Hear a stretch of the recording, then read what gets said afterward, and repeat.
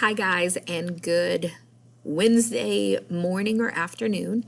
This message is going out to just the juniors, the sophomores, and the freshmen. As I put in my notes for today's assignment, I did want to go ahead and go over some things. Don't worry about this date. This was for face-to-face.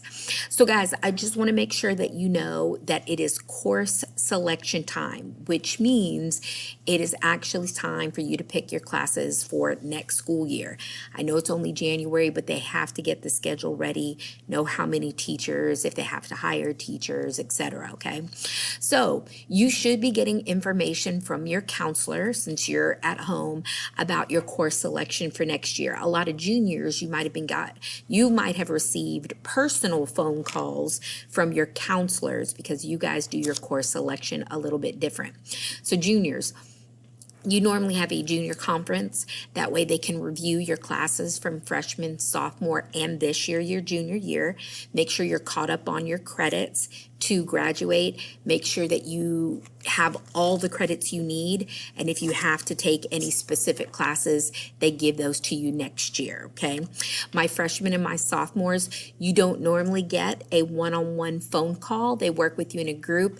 Probably be a little different. Obviously in AVL, you won't be in a group, but they're gonna contact you about your 4-year plan and any changes you wanna make.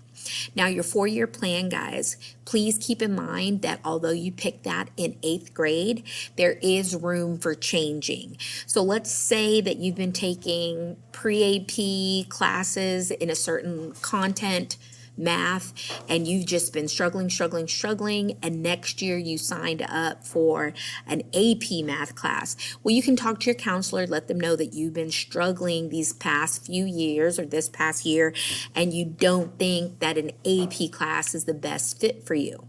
So just keep that in mind. You can make some changes. Now, of course, you'll notice here it says, will you stay in AVID next year? Now, guys, I cannot tell you what next year will look like. I cannot tell you if we will have virtual school. I don't know what will happen with the pandemic.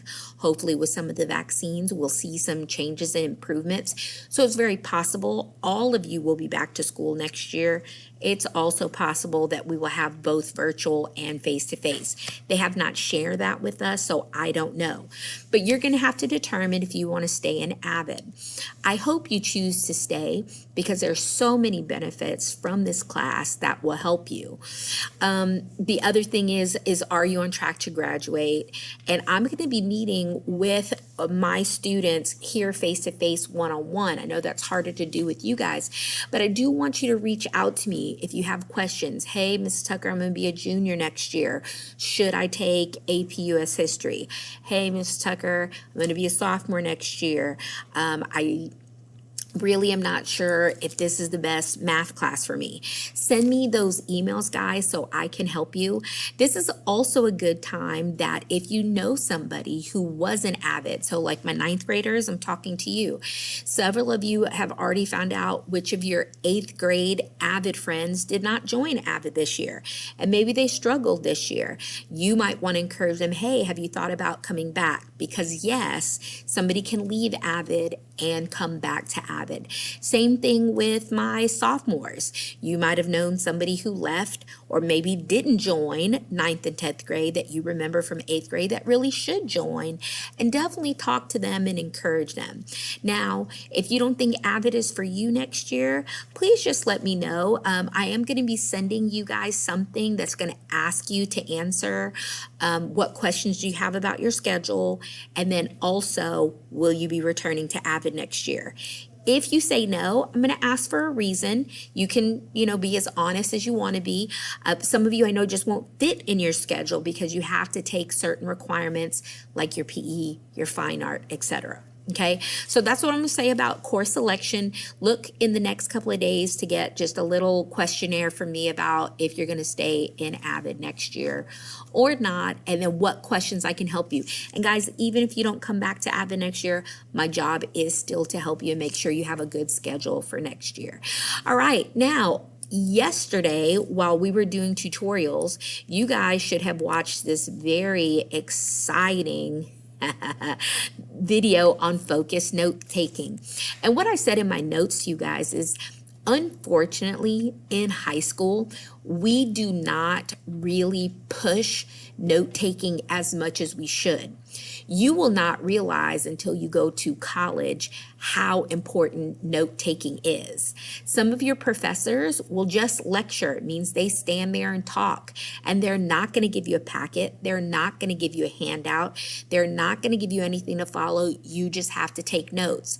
And the other thing is, they may not give you a review for a quiz or a test, and you're going to have to figure out what's important on those notes. So the more I can teach you about the focused note-taking process and you actually try to learn it, you may not need it as much in high school, I'll be totally honest, but you will definitely see a benefit if you go to college. And even if you say, but Mrs. Tucker, I might not go to college, you don't know that now. You don't know that. You still have a few years before you're going to decide if you're going to college or not.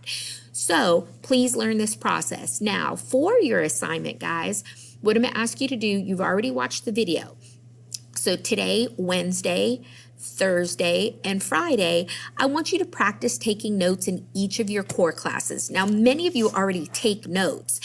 You're virtual, you're logging in to Google Meets, you are taking notes. It does depend on what the assignment is, but I want you to try. You don't have to necessarily take notes for each core class each of those days, but I would say maybe tomorrow focus on taking notes in history, and then on Thursday focus on taking notes in English and your science class, and then Friday whatever's left, because I just can't remember math. I remembered. Then you're going to use the focus note-taking system while you do this. So the notes that you take in those classes, you're going to use the focused note-taking process to revise them, to edit them, to make connections between other things you're doing. And by Sunday, you're going to send me a picture of your one best focused notes. Now, some of you might say, because, hey, I know this, oh, well, she's only asking for one, so really I only need to take 1 page of notes and show her that. Sure, I don't know if that's what you do, but I'm telling you, this is something you have to practice to help you become better at. So you can lie to you can lie to me and I'd never know, but you can't lie to yourself, okay? So I encourage you to try taking the notes and try using the focused note-taking process on the notes you take these next 3 days, but you're only going to turn in 1 page of your best notes. I have to be able to see it clearly. It has to have a heading, which includes your name, the date you took the notes, the class it's for. It should have some type of topic at the top. So if it's quadratic equations, if it's the Battle of Appomattox, something like that, it should tell me what the notes are over.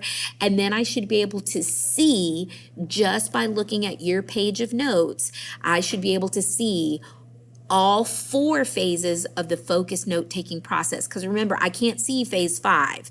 If you remember what phase 5 is, you have to use these notes back in your class to help you on a test or a quiz, okay? So I'm not going to see that, but I'm going to be looking for the first 4. Now, of course, I say send me a picture of your best page. Guys, if you took 2 pages of notes in social studies, then send me a picture of both pages so I can see everything, all right?